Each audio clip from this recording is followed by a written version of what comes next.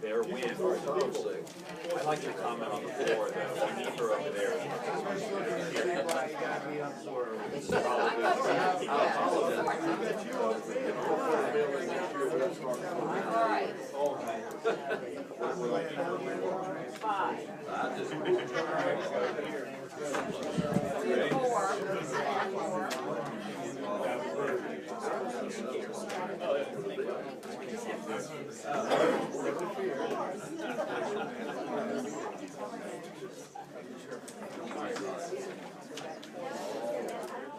Alright, so I got this whole thing here where I can take all the PDFs and put them in a file, and then I can like make all my notes, do all my highlights, and write it all down and save.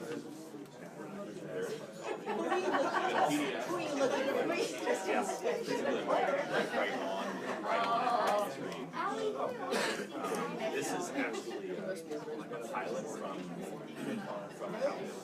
so they've asked me to like test it and try it.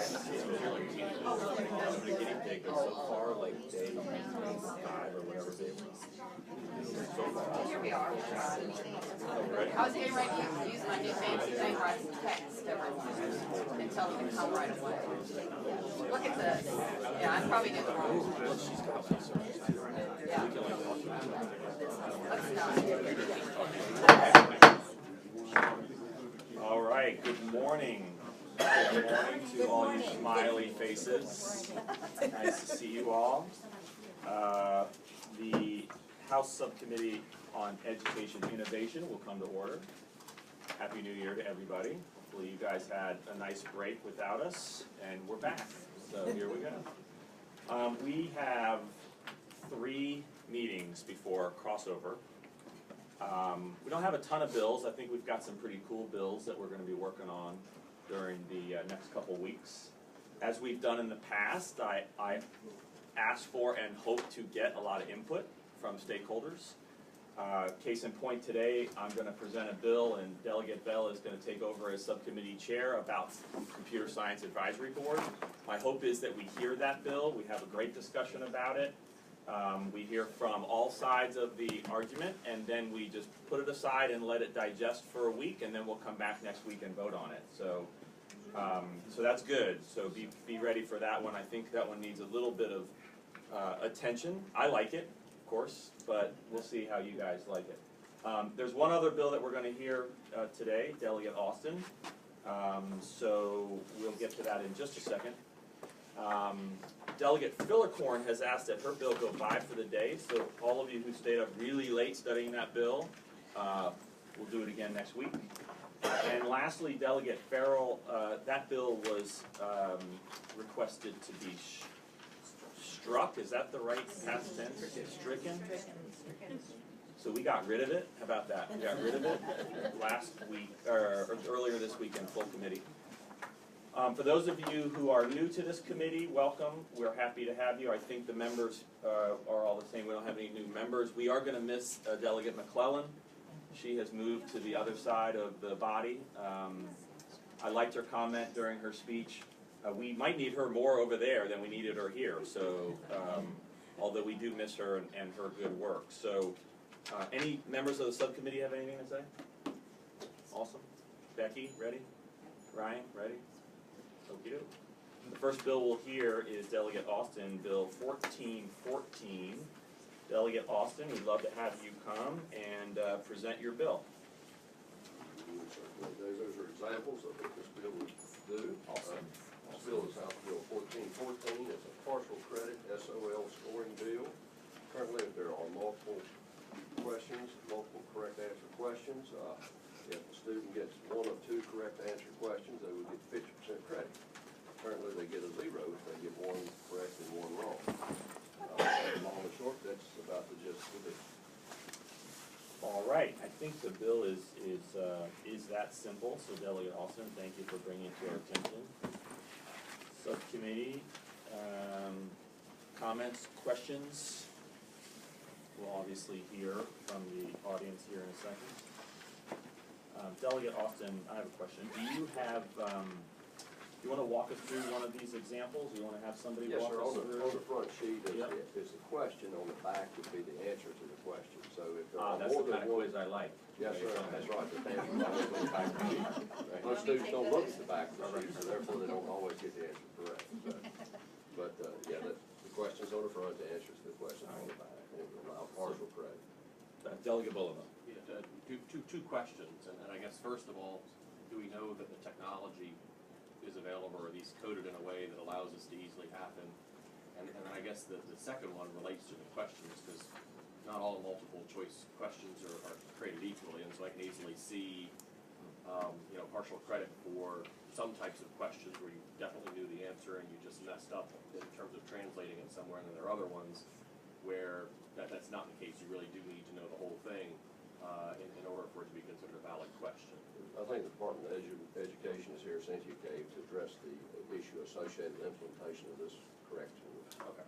The ability to implement how its answers are determined, so, and the implementation cost associated. In regard to your second question, basically, I don't think it would address that, Dave. I think it would just address either it's right or wrong, not the detail associated with it being right or wrong. Good. Thank you. We'll come to you, Cindy, in just Okay. just a minute. Does everybody in the audience know what we're doing here, right? So the question says, click on the box to choose each multiplication fact you want to select. You must select all correct multiplication facts. And then there's this little chart, and if you take, maybe the three of them are right and you pick one and you pick two, but you didn't get the third one, you don't get any credit for this question, like none, zero. So, Correct. any other questions from the subcommittee? Pretty straightforward, the concept? Yeah, good, Jay, you good? Anybody in the audience would like to speak in favor of the bill? Yes, hi. Morning. Come forward and state your name. Thank you. Well, the recent members of the committee, I'm Kathy Bertram with the Virginia Education Association, and we support this bill. When our members talk about some of the issues they see inside of the SOL's testing and scoring, without question, the partial credit factor comes in as a very high component. Our teachers are really taught in good teaching models to make sure that their students are learning and giving them credit for those things that they are learning and supporting their work to learn the pieces they didn't learn. And this method of all right, all wrong is completely counter to good teaching. And so we encourage you to support this bill. Great, thank you. Pat Lacey with the School Boards Association, we support the bill, and although I'm not as handsome as he is, I'm also here on behalf of Tom Smith in Bass. Tom's not even whether he's in support of the bill, or they are supporters of the bill. Awesome. Thank you, Pat. Others that would like to support it? Yeah, Neil with the Virginia Association of Secondary School Principals, and we support the bill. Thank you. Thanks, Pat. Barry Weinstein, the Hampton, Norfolk, and Fairfax Federation of Teachers. We love the bill. Thank you. Barry, thank you. Yes, sir. John Sutherland, Virginia Professional Educators, we also support the bill. Okay. Others that support it? Is there anyone who'd like to speak in opposition to the bill? Or is neutral on the bill? Cindy, do you want to talk about implementation and Yes. potential implementation costs? Yes, Cindy Cave, Assistant Superintendent for Policy and Communication for the Department of Education. Delegate Austin and I have been talking about the implementation of the bill. The department is working on this now. We have heard from constituents that they want to have partial credit. And so the mechanics of doing this is looking at every question that we have in the test to make a determination of whether it can be retrofitted to partial accreditation. It needs a new computer platform, it needs a new algorithm, there's some technical aspects about making this happen. So we have been working with Pearson on survey sequential look at each mathematics, science, English, and so forth. And the factor for us that I've discussed with Delegate Austin to make this happen all at once in July 2017, there would be a cost involved that is not currently in our budget. And Delegate Austin, you want to go ahead and talk about that? Sure, yes, ma'am, please. So to make it happen all at once, it's like $4.5 million. If we would take all of the subjects, all of the questions, convert all of them. We're doing a look back now. Some of these questions are old and are not necessarily good to be retrofitted. We're talking maybe about 15% of all the questions on the test. Some of them are more, would be good to convert. So there's the mechanics of making this happen, and as we've been discussing this, to have some time so the department can complete this kind of work. Now, I know you don't wanna go way out and have this postponed forever, no, that's obvious. But, we were trying to talk about what kind of time might be appropriate to let us work through this. And also, if you have to do it all at once, of course, it's a huge budget impact. If you could take a little bit of time to roll out, then at least you spread some costs across. And you could ask for some money. Great. Cindy, do we have any perspective of how many by percentage questions within the tests have this concept of partial credit, or you need to click multiple Right. answers to get the whole thing right? Shelley Livingwriter, who's our assistant superintendent for assessment, was telling me it's a smaller percentage, I think it's like 15%. I'm not sure of that percentage exactly, but it's not, huge, it's not overwhelming. Delegate Bell. Mr. Chairman, Dr. Cave, right now, the way it's structured, it's the same thing as if there were only one correct answer. Right. So what if there was only one correct answer? Well, I mean, some of the tests, like in grammar and English, you could say, here's an example, punctuate this paragraph. So you have to go through and put periods, quotation marks, and correct it. These are in the computer adapted tests, you can do this. But let's say that you had 2 of the corrected punctuation right, but you missed 2, then you wouldn't get credit for that question. So, you know, what we're trying to accomplish is to give you at least credit for the 2 that you got right. So there are some questions that are conducive to this, but then there are other questions, you know, that are not, which would be only one correct. Does that answer your question? I think so. Yeah. Thank you. You know, this is as I understand it. Yeah. Delegate Dudenhead. Mr. Chairman, any idea what this will do to our test scores overall? I mean, are we gonna see a substantial number of kids that are gonna see a better SOL test score, therefore we may see schools accredited better? I mean, those kinds of things, is there a flow of, Mr. Chairman, Mr. Dugan, last year we had a bill go through that was an automatic retake. We had 3 schools qualify based on that bid. It was not an accredited. So I'm not sure what this impact will be this big. And I don't know. I Dr. don't Cave. know how many kiddos have, you know, missed the most. I don't have that data. okay. I could ask. It's just a general question, you know, because we've been modifying and messing with the SOLs for a long time. I personally, I don't know why we would have questions that don't just have one answer and make it easy to check the box, but I would see that this substantially improves our SOLs. I would hope so. And I think it brings fairness to the student. Thank you. Delegate Boulevard. Yeah, so the question for Dr. Cave, and so when I was looking through the math one, I guess my concern is, you know, to what degree do you reward guessing? And so with a student wanting to game the system, they can figure out that, all right, you know, I'm better off just choosing all of them, and I'm gonna get 50% as opposed to trying to really understand the answer. And so I think it gets to your point, which is there are some of these questions where it's gonna be appropriate. And I think, you know, the sentence structure one is one that says, yeah, that makes good sense. Other ones where I'm not quite sure that it is appropriate. And so my question is does the language here in Delegate Austin's bill give you the flexibility to parse which ones are appropriate and which ones aren't? Because it's pretty black and white. You will provide credit, but I could easily see that you need to put the thought in to say, hey, this one is appropriate, this one's not. If we're gonna pass this, and I think in general I support it, I'd like to make sure that you have the flexibility to say, hey, in this case, that's not a good idea. That's what Delegate Austin and I talked about in terms of, we do need the time to review the test items, because you can't just, across the board, select them. Some are appropriate, some are not. And so we've just talked about, so how much time, what can we do in terms of extending the time to do this work? Mr. Chairman, I'm in agreement with giving them the time necessary. I just want to see them implemented as quickly as possible. Yeah. And if they need to modify the test accordingly, I'm okay with that. Okay, good. Delegate Liff. So my question to the patron and Dr. Cave is how long? Because we can build that into the bill if we want to.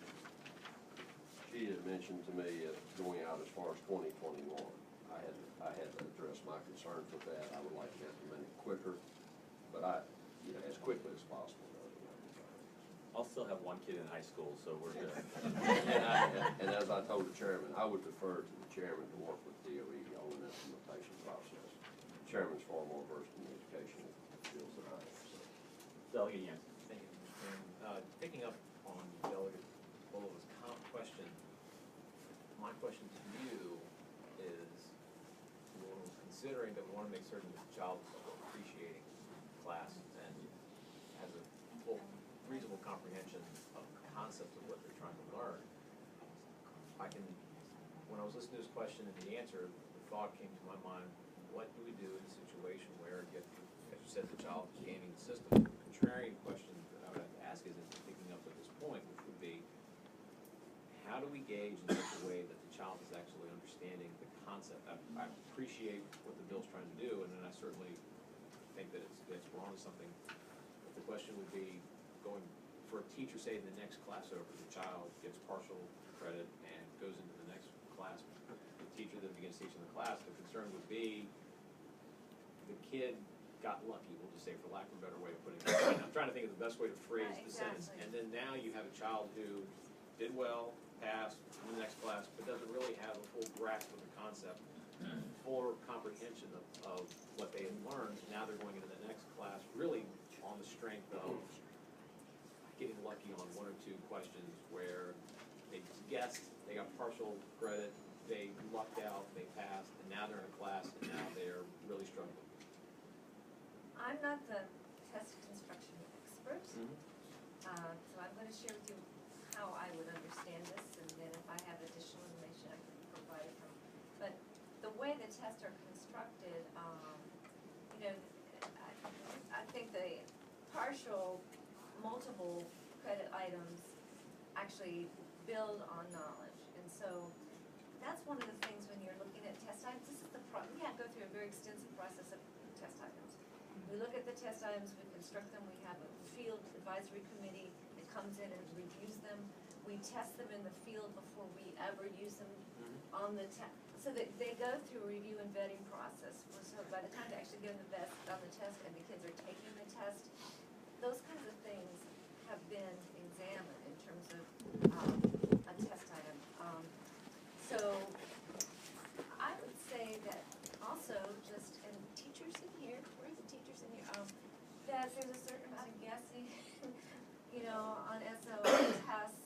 I mean, that factor, when you have a multiple choice test, kids will guess if they don't have the answer. I said I'm not the test expert, but those questions that you're asking in terms of, is this an appropriate multiple choice test to use for multiple credit? Is it something that is an appropriate question and that it hangs together to make sense? How could this be retrofitted and used? Is it still an appropriate, all of those things have to be vetted, which is part of the, I'm sorry, that's probably not the best way to put it, but it's, No, that's fine, and Mr. Chairman, if I may, if I understand you correctly, and I think Barry, you were about ready to jump out of your chair, I think you had something you wanted to add as well, but if I understand it correctly, and please feel free to comment if you like, if I understand it correctly, you're always gonna have the student who just goes in there and just figuring you're gonna nail 50%, hope for the best. If I understand what you're saying correctly, the structure of the test will be in such a way that the programmer will do the very best that they can to have something that the student can guesstimate based on logic, and even if they get it wrong, they demonstrated the acumen to be able to think through the question vis-a-vis just the arbitrary B, and then I'll hit a C and hope for the best. Is that, we're on the right track here? Okay, thank you. Sounds good. Delegate, do you want to hold yours until the end? Yeah. Delegate Bullock. Yeah, and I'm mostly now just trying to figure out how to put this in the language in the bill, if we're starting to get that way. So, I think what I'm hearing Dr. Cave say, and correct me if I'm wrong, is that you need to go through an assessment process, figure out what's appropriate, and then where it's appropriate, you figure out how to do partial credit. So that gets kind of to my original issue, so the language we have here is pretty black and white. If you've got multiple parts, you're going to get multiple credit. So perhaps we need to put something together that talks about, the department or the Board of Education assessing questions for appropriateness of, credit for multiple answers, and then developing what that, and then if it's, determined to be appropriate for partial credit, then implement that program. And just to make sure that there's that two-step process in there. I think the timing is relatively easy. We just figure out, what you're comfortable with in terms of what the potential budgetary impacts are and rolling that out. But I just want to make sure it's clear this is a two-step process and not every multiple choice answer is going to be appropriate. And I'm not sure the language in here makes that distinction yet. Dr. Lawson, that would be helpful. Good. We can assess them instead of having to just every one. That's fine. Mr. Chairman. Yeah, delegate. Out of fairness, I think we have to give consideration to the student who simply got the answer wrong. That's my concern. I know we're gonna have students who simply guess, but out of fairness, there are students who simply make an effort to get the question wrong. They deserve credit. Yeah. Delegate Ross. Well, I just have, mine's more of a comment than anything else, and I get where we're trying to go, and I don't have any problem with the partial credit. I think that makes sense, because what we're testing in SOL are, do they have the knowledge of the subject matter? So I get that, and they should get that. But I also struggle with the fact that we're also dealing with changing our mindset and putting in critical thinking and those kind of things. If you look at this first question, it has a couple correct answers, but if you look at it, it says you must select all correct multiplication facts. And we all know kids read and they read part of the question and then they go to answer it because they're trying to get through the task. But again, that to me, that's also part of the task is following the directions, because I kind of build that into that whole process as critical thinking. Oh, there may be more than one answer. I have to really look at this. So I don't want to lose that in this process. And again, is that structuring the question and how we get to what should get partial credit or not get partial credit.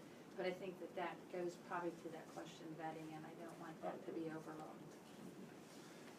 Any other comments from the subcommittee? Any other comments from the audience? So Delegate Alston, the first question for me is, life is complicated, life is challenging. When people come into the workforce, we don't expect them to get 25% of the question right. We expect them to get 100% of the question right. Now, in the workforce, we're going to give you a couple chances, and we're going to not score you, and we're not going to put a grade on you every day. And so I get the differences, but we spent a lot of time in this committee talking about making sure we are emphasizing critical thinking and problem solving. A couple of years ago, we implemented a bill that would allow us to create a test that tested two subjects at the same time, which was kind of this novel idea that it's not just English, but it could be English and science. It could be science and math. And life works that way. So I'm supportive. I think you hear from the subcommittee that we want to go down this path of partial credit, and now we're working on the mechanics. Two comments about that. One, the time to implement. Two, the costs associated with that extended time. And number three, it would have to go upstairs either way if there's a cost associated with it. What I don't think we're going to get to is, well, we're going to take 2 years to implement it, so there's no cost associated with it in this biennium. Yeah, we don't fall for that trick usually upstairs, so it'll have to go upstairs and we'll figure something out. So, we are at the committee action. Delegate Bulova, it sounded like you were contemplating some amendments, some mechanical amendments, and I know that you had, Delegate Bell had talked maybe about an enactment clause. I mean, there's probably a little bit of work that we need to do on the bill if we think it's a good idea to move it forward. Anybody have anything on that? Mr. Chairman, if I may. Delegate Yancey. Recognizing where we are at the beginning of session and that this is something that might require a little bit more time than is available to us today, I would suggest that the members are, and we're happy to discuss, if we were to let the bill go by for the day, that we give the patron an opportunity to see counsel from appropriations staff to figure out what language they would want to see, and then also with members like Delegate Bolden to perhaps craft something and hone in on that. If it's needed for additional time, if they feel that we could get this done in the committee, obviously I would be happy to retract that. I like how he volunteered you to work on that. It's the least I can do. See how I did that? It's called management. Any other comments? Delegate Bulova. Yeah, I would concur. I saw Dr. Cave nodding, with respect to some conceptual ideas we put out there. I think it's really just a matter of, Delegate Austin and Dr. Cave and Ryan sitting down and come up with some language. I don't know that we want to do that on the fly, because quite frankly, I think if they do it right, it should be, I think there's a relatively high degree of consensus that if we hit the sweet spot, we can move forward. I'm fine. Good with it. Delegate. Val, you good with that? Everybody good with that? All right, so I would entertain a motion to pass by for the day. So move. Second. All in favor? Aye. So thank you. You're good to come back next week, and we'll probably move it through quickly. Awesome. You might give it consideration also. I do, yeah, Your thoughts on I'd it? love to Okay. take a look and work with you guys between now and then. Yeah. Thank you. Yep, absolutely. I'm gonna pass the gavel to Delegate Bell, and we're going to listen to House Bill 1663.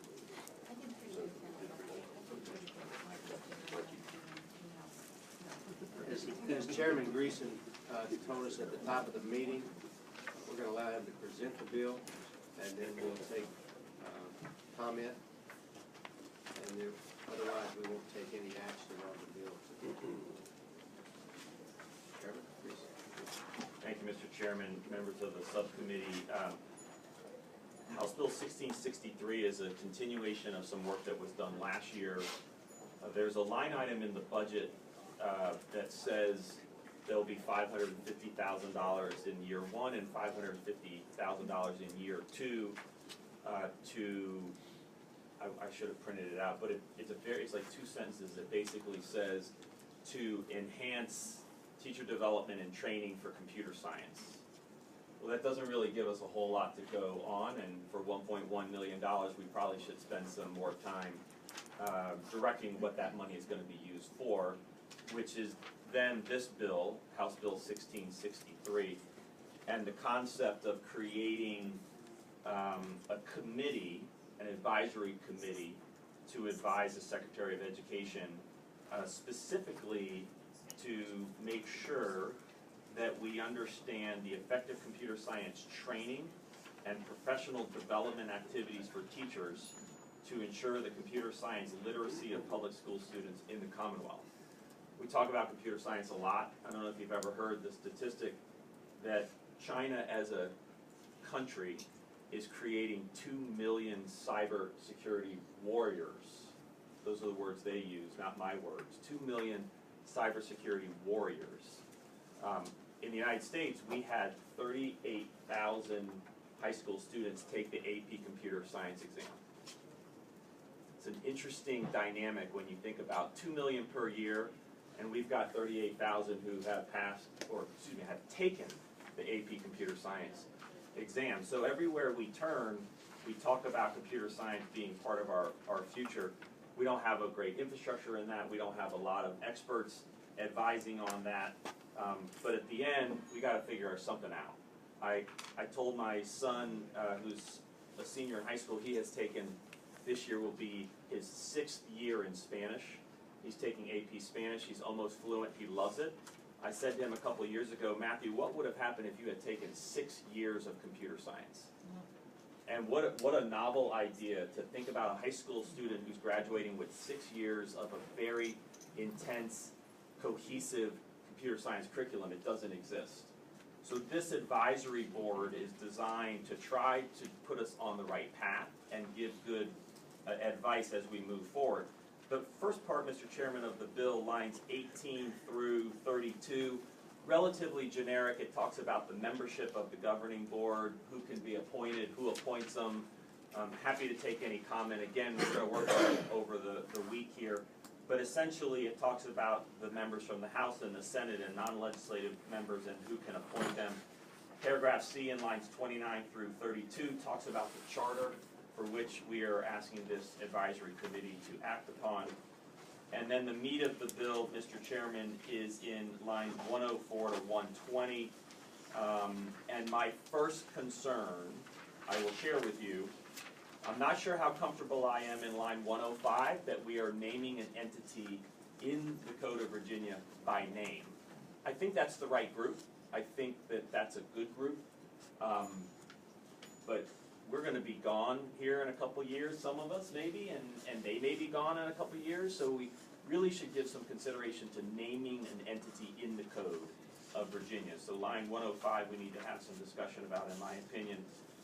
Additionally, we'd love to hear from the Department of Education about supporting the effort, the actual resources to provide support to the effort itself. And then at the end, Mr. Chairman, in lines 117, I might press on the concept of a public-private partnership. So a partnership suggests that there's two entities, but yet we're only naming one is the other part of it, the Department of Education. We might need some clarity in that regard. I think the bill needs a little bit of work. My hope is to get input from the stakeholders, but I don't waver from why I introduced the bill and what we need to be doing here in Virginia to put us on the right path as it relates to computer science. So, Mr. Chairman, that's my presentation. Happy to answer any questions if you have any. Any questions from the subcommittee? Comments? Mr. Chairman? Oh, I'm sorry. Delegate Bova? Okay. Yeah, I was mostly gonna, in reading through this, it seemed like a lot of different moving parts to have both an advisory board and a governing board. I guess the advisory board, after I've seen how useful the Standards of Innovation or the SOL committee has been very useful, and so to the degree that there isn't that group that can help advise the secretary on how to use this money, I think that could be very, very useful. I guess the part that I had the most questions about was the Code VA and the whole need for a governance board, and whether we needed a separate board to do that, or whether we just needed to provide a better framework and direction for the secretary and the department to create those public-private partnerships without actually hardwiring that in the code. So I guess that was kind of my question, is there's kind of two ways to do it. We can provide more direction to the department, or we can create a separate board.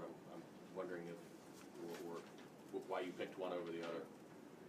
Mr. Chairman, Delegate Bulova, it's a great question. I think it's fundamental to what we're trying to accomplish here.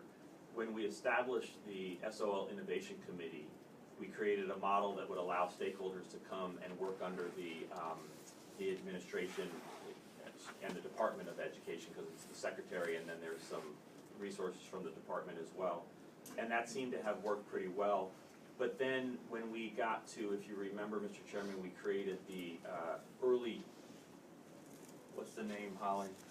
I always forget the name of that thing. It's the School Readiness Committee, which talks about kind of early education. School Readiness Committee, we thought, well, wait a second. Administrations come and go. Members of the departments come and go. Members of the legislature come and go. Should we have a more stable, so we named the Virginia Education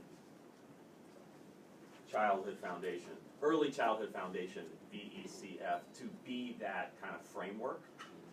So this is trying to get at that. What's that framework that can outlast an administration, that can outlast the members of the General Assembly? This is probably not the right exact thing by hardwiring it, but that was the thought process, Mr. Chairman and Delegate Bulova, as I was thinking through that longevity of a group like this.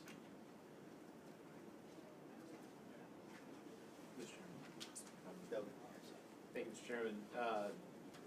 Delegate, in my opinion, I certainly see where you're getting at, and just as and not promoting my own legislation, but obviously I have a bill, something similar in regards to artificial intelligence with computer engineering. And so obviously I think for the purpose of that, we all in this room are familiar with AI, we're all familiar with technology, and then just to complement what the delegate said, the Undersecretary of Defense made a remark a few years ago that both the Russians and the Chinese are spending a remarkable amount of money to catch up to the United States in technology for defense spending, and then obviously, of course, we've heard in the news about certain actions that have taken place. So the reality of the situation is for lack of a better word, it's on.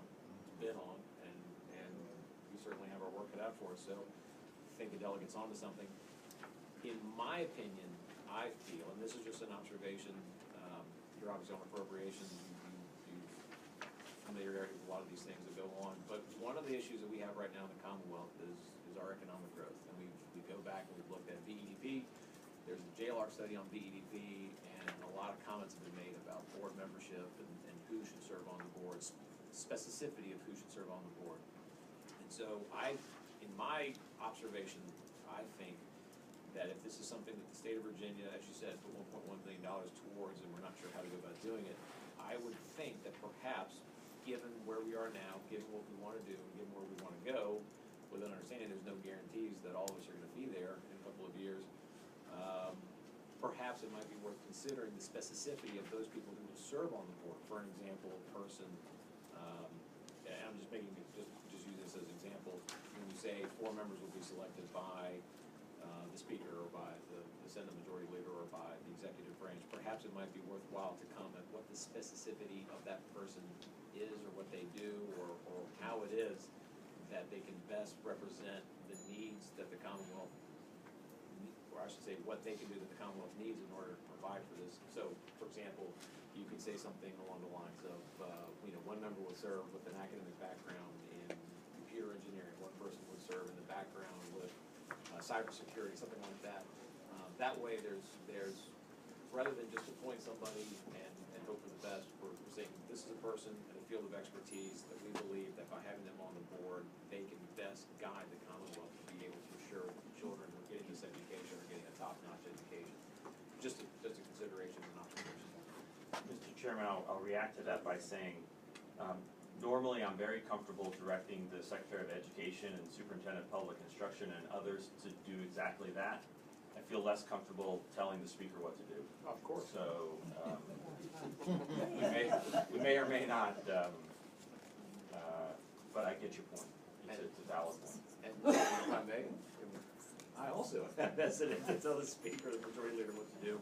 So certainly don't want that to be misconstrued. But the point being is that it might be worthwhile noting that we're hopeful that we can delineate some of the people that would get appointed and hone in on the people who have the real professional specific training that can guide the Commonwealth on this very important issue. Delegate Greason, I think Delegate Nancy makes a great point that in order to accomplish what you want to accomplish, these have to be more than political appointments to serve in that capacity. I love it. Otherwise, we don't get where you want to go. Great point. Any other comments from the committee? Anyone in the audience wish to comment or question the delegate's bill?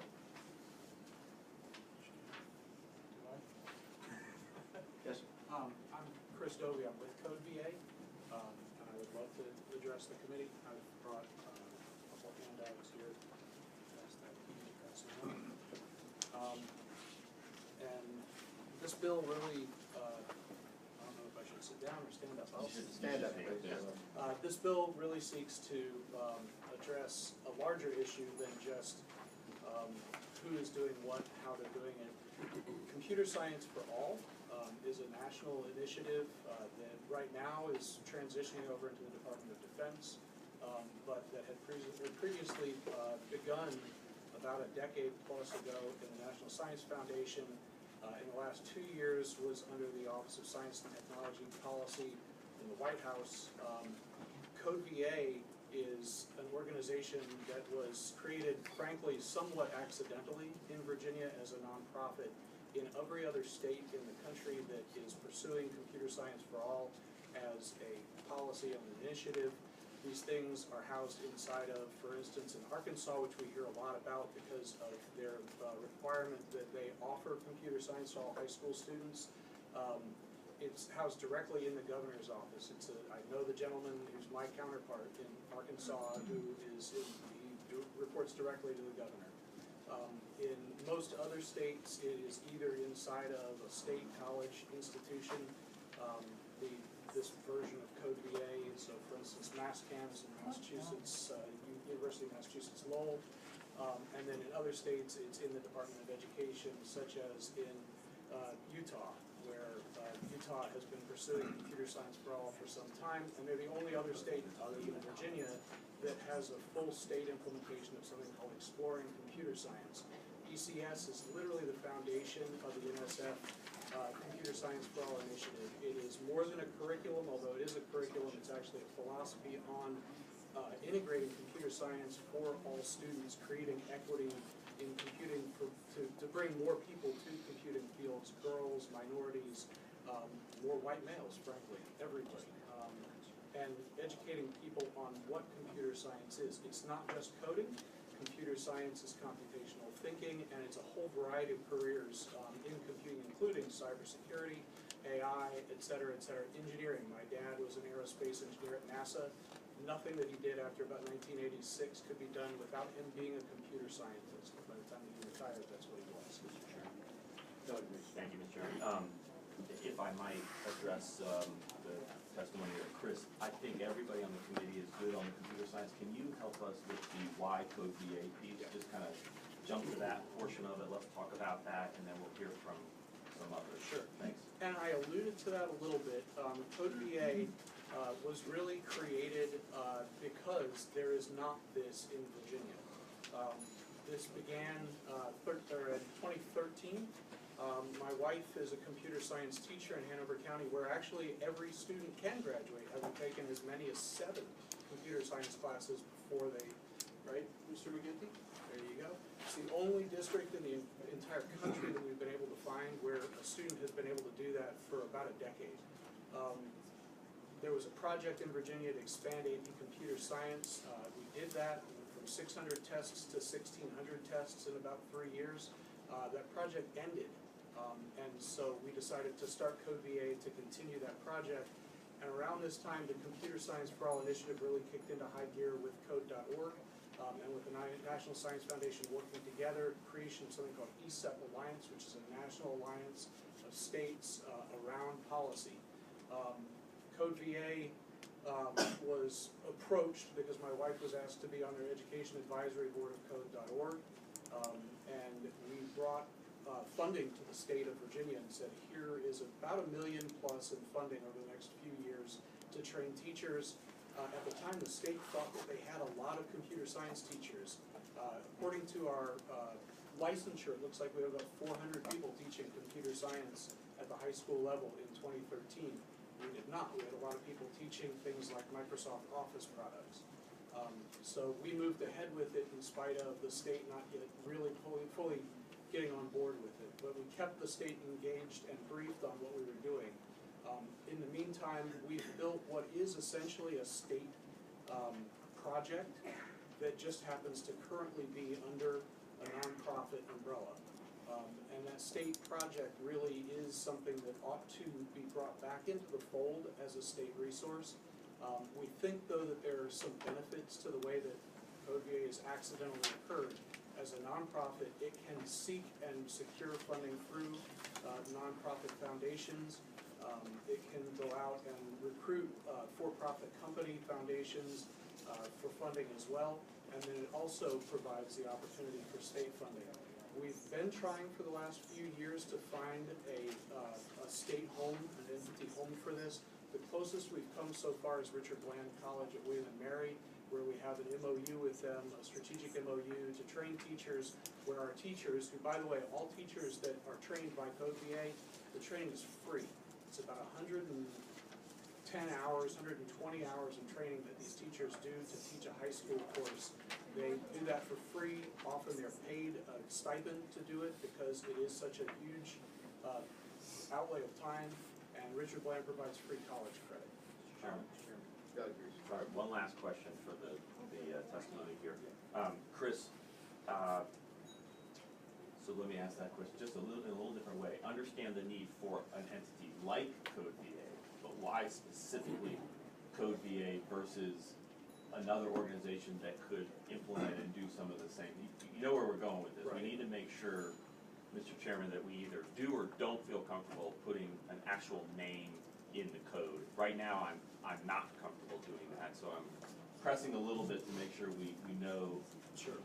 that discussion is being had. To put it absolutely bluntly, there is nothing else in the state of Virginia to do this, and we know this because we are in contact regularly with the Office of Science and Technology Policy, at the White House, with the NSF, et cetera, and Code VA was created to do this. There are for-profit companies that are coming into the field that are saying, oh, we can train teachers to teach computer science. None of it is based on research. None of it is based on best practices in computer science education as have been developed over a decade plus. And again, my wife has been a part of that process. Virginia, through Code VA, participated, for instance, in the creation of the national framework and the national standards for computer science, on which the Virginia SOLs are being based as we're working with the Department of Ed on that. There isn't another organization like Code VA. What we're trying to do right now is, it's as if we forgot to teach English in our schools. And now we're deciding we are going to start teaching English K through 12. If we were to leave that to chance, so to speak, then we would get some sort of ad hoc whatever here and there in whatever county and community that we're in. What we're trying to do is to make sure that the electric grid, so to speak, in Virginia is all ready to have appliances plugged into it that are awesome. All of the microwaves and all the toaster ovens. Mr. But Chairman. right now, there's nothing. Thank you, Chris. I would offer then, and then whatever y'all wanna do, my reaction to that last question is, if Code VA is the only entity that can do this, then there should be no trouble in them competing in an open RFP process, which is what we do for any state money or contract that we present out there. And I'm leaning that way. I'll share with the committee and the members that I continue to be concerned about hardwiring that into the bill itself. Trying to figure out a question or comment, because I'm looking at this last line, the middle and high school Code VA training requires completion of 120+ hours. And I'm thinking about this bill, but what I've spoken with, I'm just thinking in my mind as, and for background, where it's coming from, so I serve as the chairman of the Aerospace Advisory Council. We've been doing a study, we've been looking at the state's assets and symmetry with different assets and growth for cultivation of the aerospace industry in the Commonwealth, and that'll peripheral thing that's come along with that. And I'm just thinking, as I was listening to you speak about Richard Bland College, the College of William and Mary, I'm thinking about some of the military consolidation along education, where they're looking at the College of William and Mary, for example. I'm thinking about out in Southwest Virginia, the potential for collaboration between UVA-wise and Virginia Tech for unmanned systems. I'm thinking about the Virginia Tech Center in my district. I'm thinking about Hampton University and its collaboration with NASA Langley and Hampton, and I'm certain there's Richmond, Northern Virginia, you have associations like the Northern Virginia Technology Council. And I'm just thinking to myself, with all these opportunities, and I realize I'm about to blow this whole thing up, but I'm just thinking with all these opportunities, and all these state assets, and all these organizations in symmetry with what we're trying to achieve, how is it that we're not cultivating all these opportunities and really just pushing out an extraordinary number of well-trained young people into this opportunity, which I know is what the delegate wants to do, but I'm just thinking, where is the gap that's been? So here's the simple fact of the matter, is up until this point, STEM has been considered to be, oh, it must be computer science, nobody's asked. And we've not been teaching computer science up until this point. Prior to 2013, prior to Code VA, there were about 40 teachers in the state of Virginia who were actually teaching computer science. That accounts for that roughly 1,600 tests that were taken. Prior to that project that I was telling you about that my wife was the CSN lead on, there were about 25 computer science teachers in the state. Since we started doing what we're doing, there are 600 teachers in the state of Virginia now teaching computer science classes or integrating computer science curriculum into elementary. It's quite simply, it's just simply that we're not teaching it K through 12. When you're talking about, like for instance, actually a great example is UVA. UVA, if I graduate with an engineering degree, I haven't necessarily taken any computer science. I know of a girl who right now works for a local company, Max Potential, that's really it's sort of a recidivism project or program. They take, or remedial, excuse me, they take students who don't have computer science and work them up through badging so that they can get jobs in the computer science fields. She had not enough computer science from her degree at University of Virginia to be in her field, aerospace engineering. My dad, again, the aerospace engineer, used to hire people from China and India and from all over to work on all of our advanced aerospace systems, our near space flight systems, and the F-35 was designed by a bunch of Indian and Chinese engineers. Thank you. In the interest of time, are there other concerns, does the department or anyone have concerns at this point?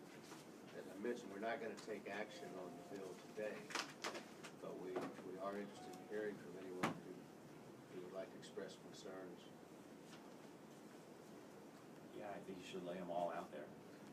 I'll defer to the Secretary's office first, and then, Sure, so Holly Coy with the Secretary's Office, as has been discussed, the idea of a advisory task force, is something that if it's the will of the General Assembly, our office will administer. Around the governance model, have concerns about making sure that that aligns with the Board of Ed's authority and what the department is already doing. So whatever the new governance model might be for this entity, just making sure that there's alignment there, given existing infrastructure and existing capacity and work going on. and, I agree with that. I think that, the first concern is it's using state money. Public-private partnership is not really defined, and so there's like, what is that? Who's on it? And if, I don't know if this is true, if they're using state, or, let me just Yeah. sort of finish. And if they're using state money, then where is the accountability through the state structures that are already established for the Board of Education or for the Secretary or so forth? So I'm a little confused about that. And another question is, why do we have a governing body and an advisory committee? And another question is, why are there no local school division people on named to be either on the governing body or the advisory committee? And it's just a little unclear, if the purpose is to try to determine training and professional development of teachers in this area, which is very, very important and needed, then why are we sort of, how do these things interface with what the structure that's already in place for these considerations and allocations? So to answer one question, the public-private partnership concept came out of consultation with Kirk Schroeder and with Mark Christie, who both suggested that this was the approach to take, former presidents of the State Board of Education, and advisors to politicians, governors, et cetera. That was the best we could come up with, because our efforts to seek a partnership through a college or university hadn't yet come to fruition. We feel like the governance of Code VA, first of all, Code VA currently is a nonprofit. It has a board. It has a working board. And the thinking was to take people from this state advisory board and place them on the Code VA board so that it did have governance that was coming down from the state oversight, so that you had people who were General Assembly or governor's appointees who sat on the board of Code VA to ensure that its governance was in the interest of the state of Virginia. Thank you. Those are legitimate concerns that need to be addressed. Mr. Chairman, as I was looking over this, I was thinking, I don't know the answer to this, but as you read the bill, the question from me comes, who's gonna have control, ultimate control of the public-private partnership? It says that we can appoint 5 members, but the other half of the partnership may appoint perhaps 7. I mean, there may be a total of 10 or 12 members of the governing board, and so we say we appoint 5. What do we expect to get from that? Do we expect an equal voice? Do we expect to have a majority? Because you can always change. Excuse me. You can always change the bylaws and the corporate documents can always change the governing structure. So I guess I don't know the answer to that. Some would argue that we know the General Assembly likes control. We also know sometimes the private sector gets it better, does it better. So I don't know the answer. Just something to throw out. Good question. Doug, If I can, and to the degree that it's helpful, because I think I've got my head wrapped around what you're trying to do, and I actually think it's kind of cool.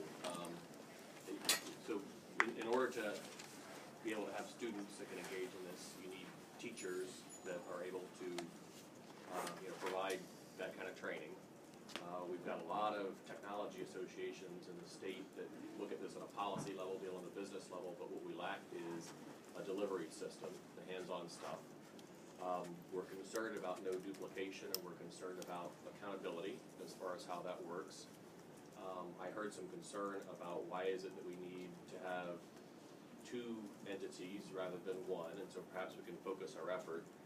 And then the last piece that I heard is that rather than naming a particular organization, that we do this like what we do with others, and we let an RFP or authorize somebody to let an RFP if we feel that the state can't do this in-house else where it's more advantageous to take advantage of a nonprofit organization like Code VA. So anyways, that's kind of in my head how that kind of works to the degree that that's helpful as we move forward. Tell us, Jason, we're at that point where we're going to start to lose folks, since we're not taking action on the bill today. Is it your wish that we take this back next week? Yes, sir, Mr. Chairman, if that's the will of the subcommittee to take it by for the day, and then I'll bring it back in a much better position next week, and we can potentially act on it. Could I have a motion to do that? So moved. Second. Moved and seconded to take the bill by for the day. All in favor, please say aye. Aye. Opposed? Thank you. Any other Thank you, business? Mr. Chairman, I think we are all set. That was the least productive meeting we've had. We had a lot of discussion. We will come back next week. The committee shall rise.